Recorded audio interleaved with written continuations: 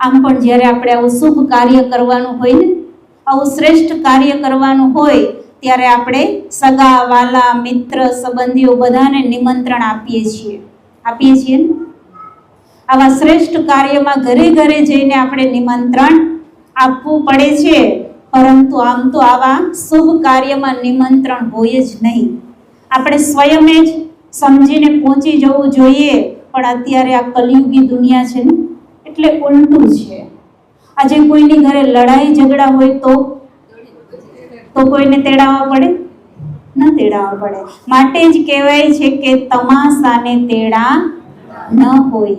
જ્યાં તમાશો થતો હોય ત્યાં કોઈને તેડાવવા ન પડે, પણ આવા શુભ કાર્યમાં, આવા શ્રેષ્ઠ કાર્યમાં ઘરે ઘરે જઈને નિમંત્રણ આપવું પડે છે.